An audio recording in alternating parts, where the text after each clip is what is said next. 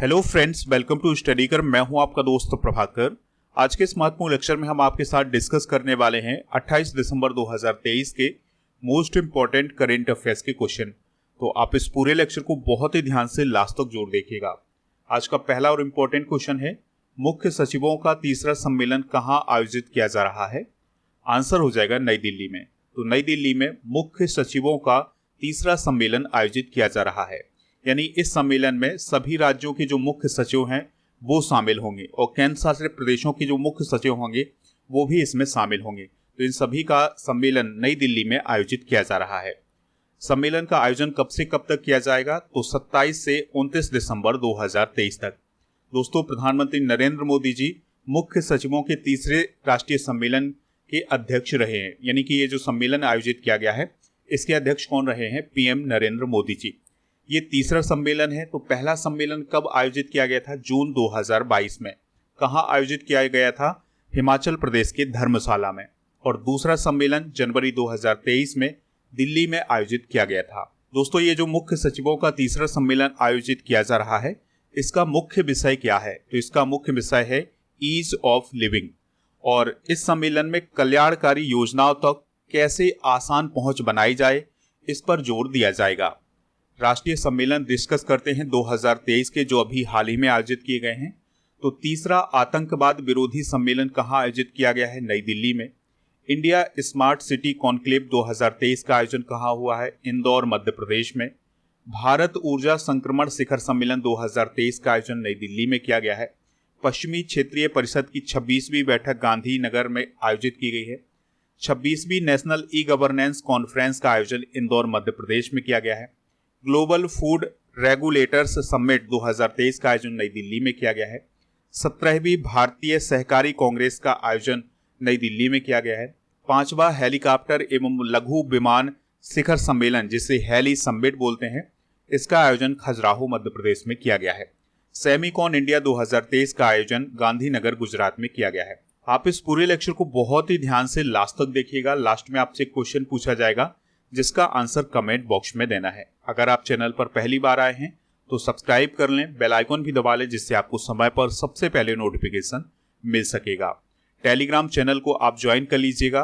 Telegram पर आपको PDF मिल जाएगा। ज्वाइन कैसे करना है? तो आपको टेलीग्राम पर जाना है, स्टडीकर ऑफिशियल सर्च करना है, तो यहाँ पर हमारा चैनल मिल जाएगा। इसको ज्वाइन करना है तो आपको पीडीएफ भी मिल जाएगा। इसके अलावा आप हमारा ऐप भी डाउनलोड कर सकते हैं। ऐप का लिंक डिस्क्रिप्शन बॉक्स में दिया गया है। ऐप पर आपको क्या क्या मिलेगा? ई बुक मिल जाएगी, टेस्ट सीरीज और पीडीएफ मिल जाएंगे। डेली क्विज भी यहाँ पर मिल जाएगा। और अगर हम पीडीएफ की बात करें तो यहाँ पर मंथली करेंट अफेयर्स का पीडीएफ मिल जाएगा। और इसके अलावा लूसेंट जीके किंग सीरीज का PDF, topic wise current affairs का पीडीएफ, मैराथन क्लास का पीडीएफ भी आपको मिल जाएगा। हमारे ऐप पर आपको मंथली करेंट अफेयर्स की ई बुक मिल जाएगी। तो ये ई बुक आपके एग्जाम की दृष्टि से बहुत ही इंपॉर्टेंट है, तो आप इसको प्राप्त कर सकते हैं ऐप से। ये दोनों माध्यम में है, यानी हिंदी और इंग्लिश दोनों माध्यम में है, तो आप इसको ऐप से प्राप्त कर लीजिएगा। नेक्स्ट क्वेश्चन है, अदुदम आंध्र की शुरुआत किस राज्य में हुई है? आंसर हो जाएगा इसका आंध्र प्रदेश में। अब सवाल आता है कि ये अदुदम आंध्र क्या है? तो दोस्तों, अदुदम आंध्र एक खेल आयोजन है या खेल टूर्नामेंट है। तो इसकी शुरुआत आंध्र प्रदेश में की गई है। इसका उद्घाटन किसने किया था? तो आंध्र प्रदेश के मुख्यमंत्री जगन मोहन रेड्डी ने। और दोस्तों, ये जो अदुदम आंध्र है ये आंध्र प्रदेश का अब तक का सबसे बड़ा खेल टूर्नामेंट है। इस टूर्नामेंट में cricket, volleyball, kabaddi, kho kho, badminton जैसे खेल आयोजित किए जाएंगे। इसका आयोजन कब से कब तक किया जाएगा? तो 26 दिसंबर 2023 से 10 फरवरी 2024 तक, यानी लगभग 47 दिनों तक इसका आयोजन किया जाएगा। दोस्तों, बात आई है आंध्र प्रदेश की, तो आंध्र प्रदेश के बारे में कुछ बेसिक जानकारी डिस्कस कर लेते हैं। तो आंध्र प्रदेश का गठन कब हुआ था? 1 नवंबर 1956 को। राजधानी क्या है? अमरावती। लेकिन याद रखिएगा, जो आंध्र प्रदेश के मुख्यमंत्री हैं उनके द्वारा ये कहा गया है कि आंध्र प्रदेश की राजधानी को विशाखापत्तनम स्थानांतरित किया जाएगा। राज्यपाल की बात करें तो वो कौन है? एस अब्दुल नजीर। मुख्यमंत्री कौन है? जगन मोहन रेड्डी। विधानसभा की कितनी सीटें हैं? 175। राज्यसभा की कितनी सीटें हैं? 11। लोकसभा की कितनी सीटें हैं? 25। इसके अलावा अगर हम यहाँ के नेशनल पार्क की बात करें तो Shri Venkateswara national park, Rajiv Gandhi national park और पापीकोंडा नेशनल पार्क। ये सभी नेशनल पार्क आंध्र प्रदेश में ही स्थित हैं। यहाँ पर कुछ प्रमुख बांध हैं जो कि एग्जाम में भी पूछे जाते हैं।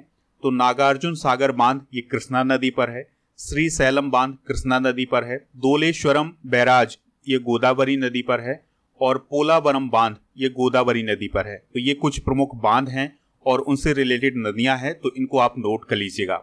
आंध्र प्रदेश से रिलेटेड कुछ इंपॉर्टेंट करंट अफेयर्स भी डिस्कस कर लेते हैं। तो कुछ समय पहले राष्ट्रपति द्रौपदी मुर्मू जी के द्वारा आंध्र प्रदेश के पूर्व चीफ मिनिस्टर एन.टी. रामाराव के सम्मान में 100 रुपए का सिक्का लॉन्च किया गया था।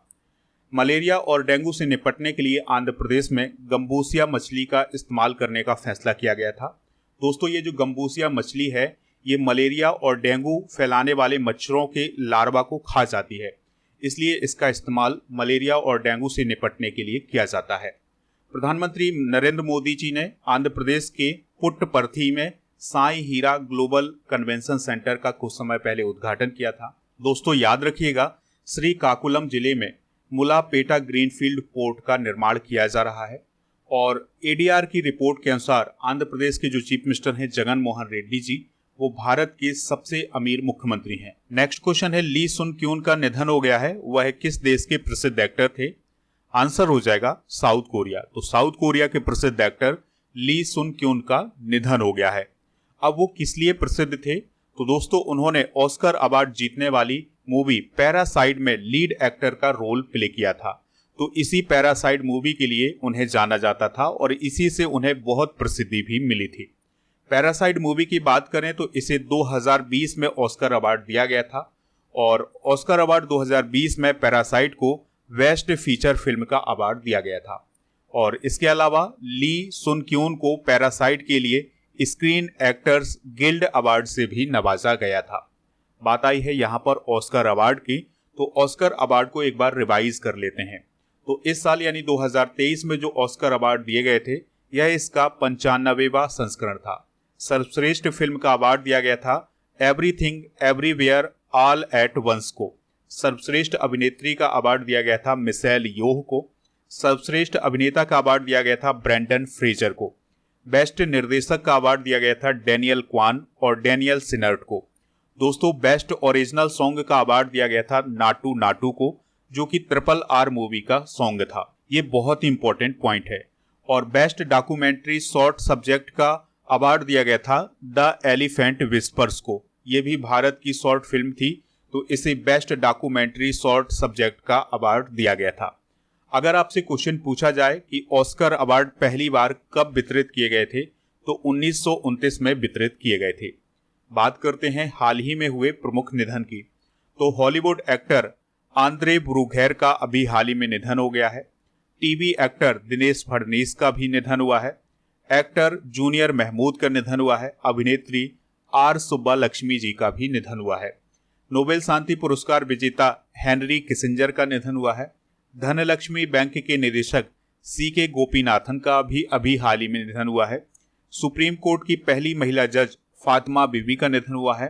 प्रसिद्ध मलयालम लेखक P. बलसाला का अभी हाल ही में निधन हुआ है। नेक्स्ट क्वेश्चन है, जम्मू कश्मीर पुनर्गठन संशोधन अधिनियम 2023 को लागू करने के लिए किस मंत्रालय ने अधिसूचना जारी की है? आंसर हो जाएगा गृह मंत्रालय ने। तो दोस्तों, जम्मू कश्मीर पुनर्गठन संशोधन अधिनियम 2023 को लागू करने के लिए गृह मंत्रालय के द्वारा एक नोटिफिकेशन जारी किया गया है। यानी कि गृह मंत्रालय का कहना यह है कि जो जम्मू कश्मीर पुनर्गठन संशोधन अधिनियम 2023 है और जो जम्मू कश्मीर आरक्षण संशोधन अधिनियम 2023 है, ये जम्मू कश्मीर में लागू किए जाएंगे। अब आप बहुत ही ध्यान से समझिएगा कि जम्मू कश्मीर पुनर्गठन संशोधन अधिनियम 2023 क्या है। तो इसमें कुछ महत्वपूर्ण प्रावधान किए गए हैं, इन प्रावधानों को आप नोट करते जाइएगा। देखिए दोस्तों, इस अधिनियम के अंतर्गत जो जम्मू कश्मीर है, वहां पर विधानसभा की जो सीटें पहले 107 थी, वो अब बढ़कर 114 हो जाएंगी। तो पहला पॉइंट ये हो गया कि जम्मू कश्मीर की विधानसभा में विधानसभा की सीटों की संख्या 107 से बढ़कर के 114 हो गई है। दूसरा पॉइंट क्या है, इस अधिनियम में ये कहा गया है कि 7 सीटें अनुसूचित जाति के लिए और 9 सीटें अनुसूचित जनजाति के लिए आरक्षित की जाएंगी विधानसभा में। और जो जम्मू वाला क्षेत्र था, इसमें 43 सीटें होंगी, जो कि पहले 37 सीटें थी।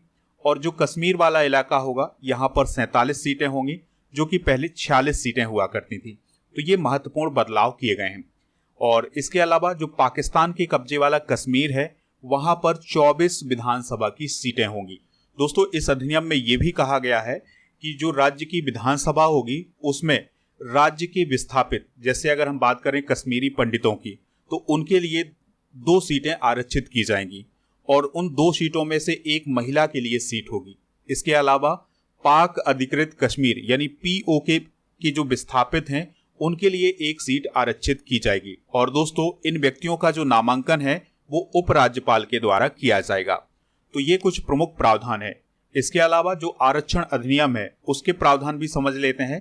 तो आरक्षण अधिनियम के प्रावधानों के तहत देश के दूसरे राज्यों की तरह जम्मू कश्मीर और लद्दाख में ओबीसी, एससी, एसटी और सामान्य वर्ग के गरीबों को आरक्षण की व्यवस्था की गई है।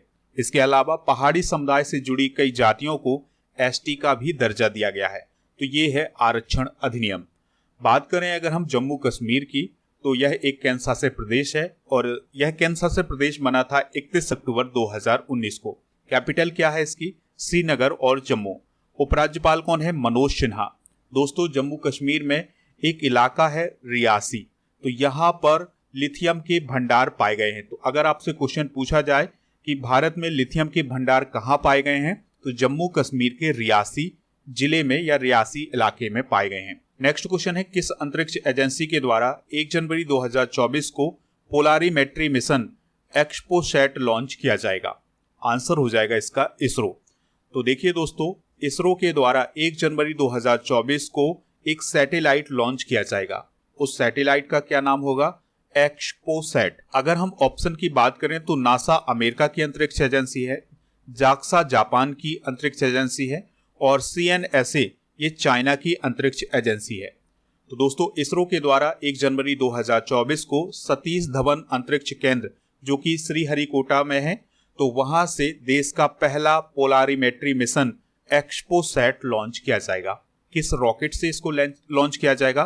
तो PSLV C-58 से लॉन्च किया जाएगा।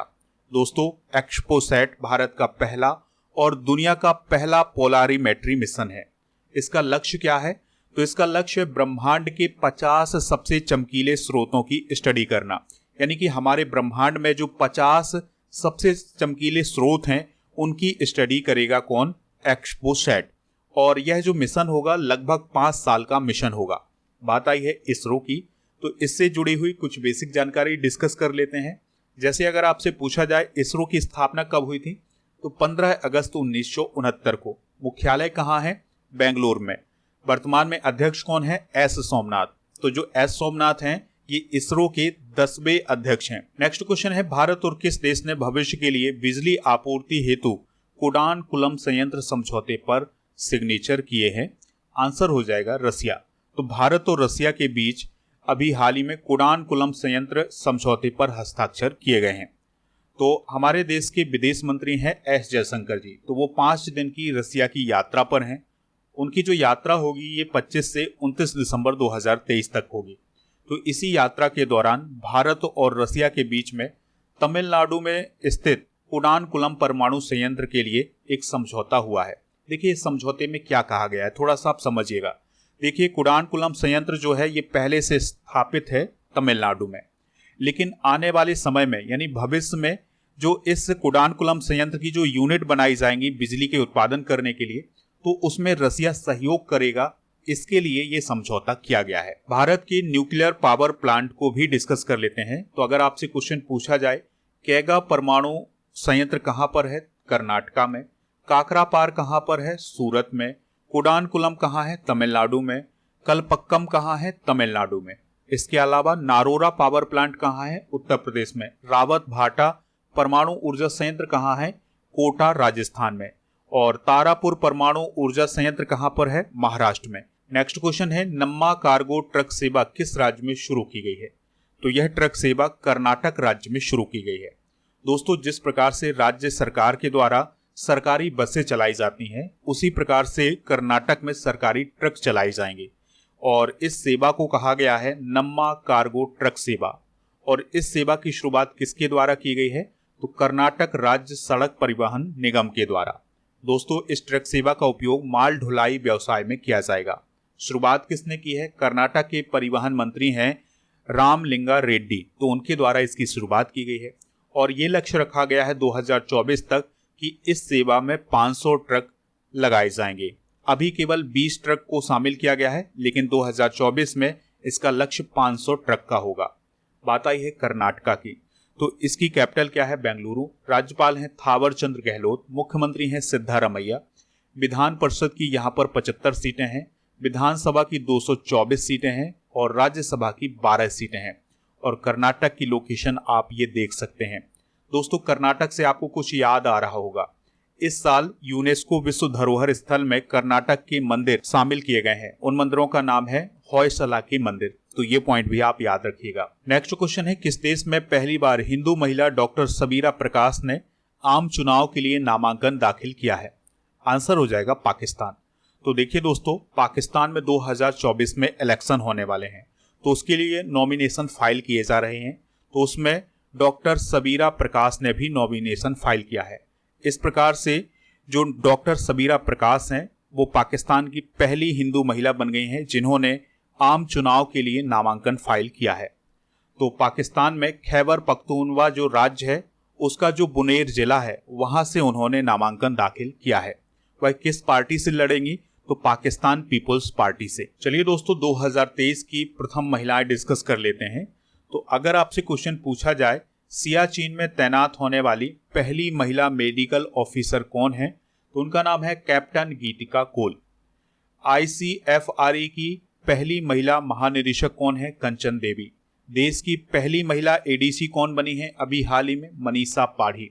अगर आपसे क्वेश्चन पूछा जाए देश की पहली एयरपोर्ट महिला फायर फाइटर कौन है? दिशा नायक। सऊदी अरब की पहली महिला अंतरिक्ष यात्री का क्या नाम है? रायना वर्नाबी। ICC men's T20 international cricket में अंपायरिंग करने वाली पहली महिला कौन है? किम कॉटन। किम कॉटन को आप याद रखिएगा, ये न्यूजीलैंड देश की हैं।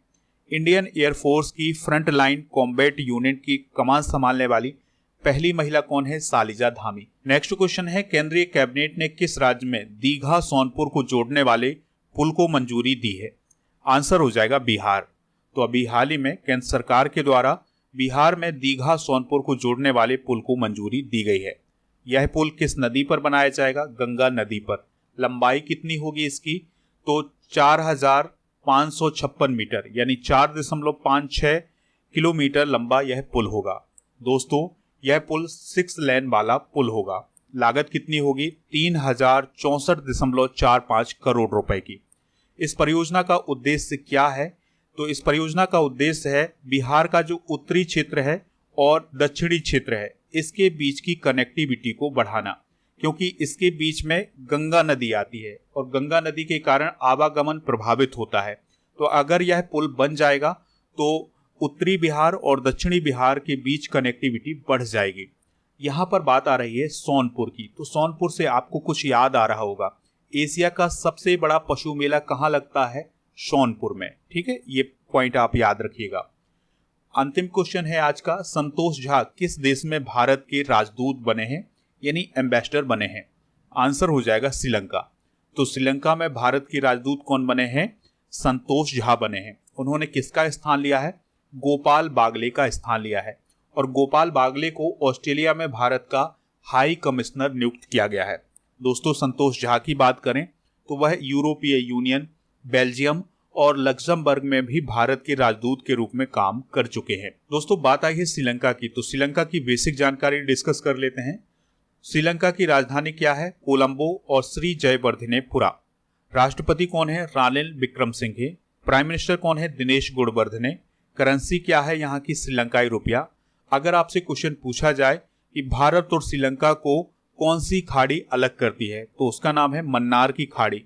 कौन सी जल संधि भारत और श्रीलंका को अलग करती है, तो उसका नाम है पाक जल डमरू मध्य। तो ये दोनों पॉइंट आप याद रखिएगा। कल की करंट अफेयर्स को रिवाइज कर लेते हैं, फिर इसके बाद जनरल नॉलेज के पिटारे को डिस्कस करेंगे। लास्ट में पूछेंगे आपसे क्वेश्चन जिसका आंसर कमेंट बॉक्स में देना है। कल का पहला क्वेश्चन था, किस नौसैनिक जहाज को भारतीय नौसेना में शामिल किया गया है?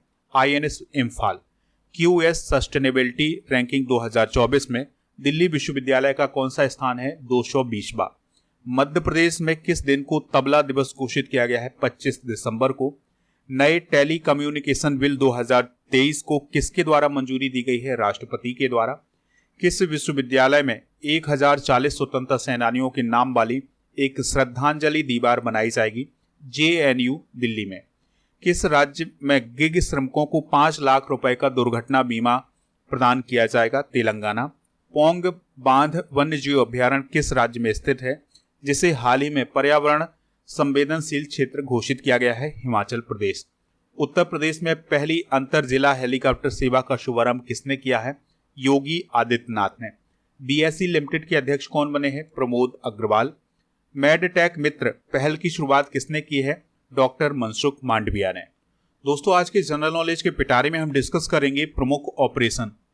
तो ऑपरेशन पोलो की बात करें तो ये 1948 में चलाया गया था और इसके द्वारा ही हैदराबाद को भारत में मिलाया गया था। ऑपरेशन विजय 1961 में चलाया गया था और इसके द्वारा गोवा, दमन और द्वीप का भारत में विलय किया गया था। ऑपरेशन ब्लू स्टार 1984 में चलाया गया था। अमृतसर के स्वर्ण मंदिर में भिंडेरे वाला के खिलाफ यह ऑपरेशन चलाया गया था। ऑपरेशन शिवालिक 1985 में चलाया गया था। तो यह पंजाब राज्य की सीमा के बाहर सिख उग्रवादी नेताओं को पकड़ने के लिए चलाया गया था। ऑपरेशन ब्लैक थंडर फर्स्ट 1986 में चलाया गया था। तो स्वर्ण मंदिर में आतंकियों के संशय पर इसे शुरू किया गया था। ऑपरेशन पवन की बात करें तो ये 1987 में चलाया गया था और लिट्टे के खिलाफ श्रीलंका में इसको चलाया गया था। ऑपरेशन ऑल आउट 2017 में घाटी में आतंकवादियों से निपटने के लिए चलाया गया था। तो ये कुछ प्रमुख ऑपरेशन हैं। दोस्तों, कल के करंट अफेयर्स में आपसे क्वेश्चन पूछा गया था कि तेलंगाना की स्थापना कब हुई थी? तो आंसर है इसका 2 जून 2014 को। तो इसका सभी लोगों ने आंसर सही बताया हुआ है। तो इसी प्रकार से आपसे जो क्वेश्चन पूछा जाए उसका आंसर आप कमेंट बॉक्स में जरूर बताइएगा। आज का क्वेश्चन है, इसरो की स्थापना किस वर्ष हुई थी? जो भी इसका राइट आंसर हो कमेंट बॉक्स में जरूर बताएं। हमें इंतजार रहेगा आपके आंसर का।